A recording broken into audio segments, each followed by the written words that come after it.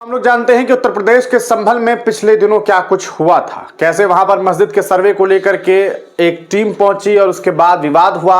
मुस्लिम समुदाय के लोगों के ऊपर गोलियां चली, 5 से 6 मुस्लिम नौजवानों की हत्या हुई। अभी तक ये सही तरीके से पुलिस इन्वेस्टिगेट नहीं कर पाई कि हत्या किसने की। आरोप था कि प्रशासन की तरफ से गोलियां चली, लेकिन प्रशासन ने इस बात से कतई इनकार किया। पहले तो वो ये भी कह रहे थे कि गोलियां हमारी तरफ से चली ही नहीं।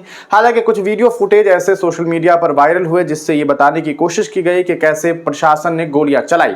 हालांकि गोली किससे लगी इसको लेकर के कोई वीडियो जारी नहीं हो सका। इस पूरे घटनाक्रम के बाद लगातार वहां से विवादित तस्वीरें सामने आती रही। कई बार ऐसी तस्वीरें सामने आई जो काफी अलग सी थी। आपको बता दें, संभल के जो सांसद हैं ज़ियाउर रहमान बर्क, उसके बाद उन्हें जो है उनको लेकर के कई खबरें सामने आई कि उन्होंने बिजली चोरी की, उनके ऊपर दंगे फसादात भड़काने के आरोप लगे, उनके ऊपर और भी कई सारे आरोप लगते रहे। इस बीच एक खबर यह सामने आई कि वहां पर उसी जगह पर जो है थाने का निर्माण किया जा रहा है। चूंकि सर्वे पर रोक लग गई है, सुप्रीम कोर्ट ने अभी ये आदेश दिया हुआ है। प्लेसेस ऑफ वर्शिप एक्ट 1991 को सुप्रीम कोर्ट में चैलेंज किया गया हुआ है। तब तक तमाम तरीके की जो सर्वेज है उस पर रोक लगाई गई है। तो अभी दूसरे काम में एएसआई लगी हुई है।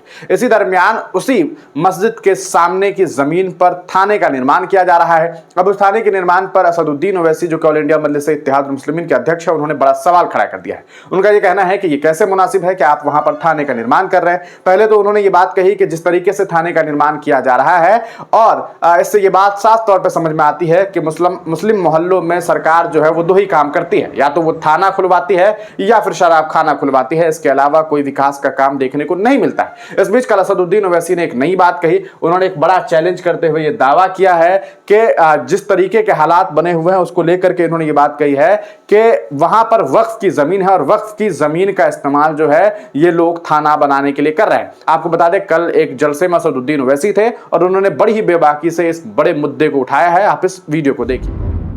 मेरे अजीज दोस्तों और बुजुर्गों, आज हमारे मुल्क में आप देख रहे हैं, मैं पुकार कर आपसे बरसों से कह रहा हूं, अपनी मस्जिदों को आबाद रखो, अपनी मस्जिदों को आबाद रखो।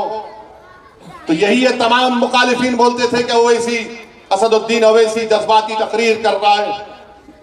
आज आपके सामने है, आप भी जानते हैं कि काशी की जो मस्जिद है उसका जुनूबी हिस्से हुक्म खो चुके हैं।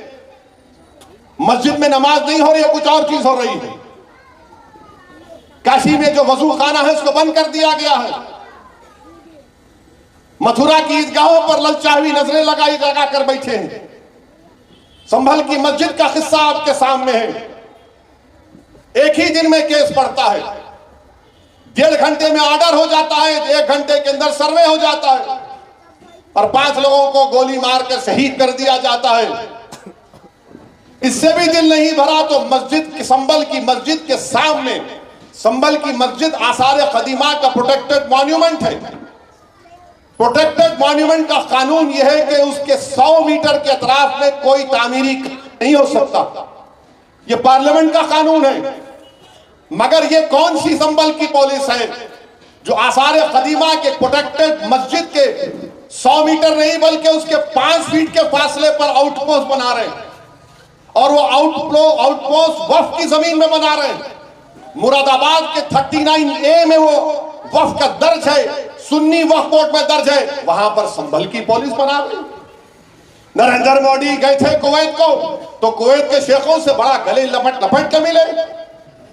अब बुला के कुवैत के शेख को दिखाओ कि तुम्हारी हुकूमत यहां पर क्या कर रही है, क्या कर रही है उत्तर प्रदेश की हुकूमत।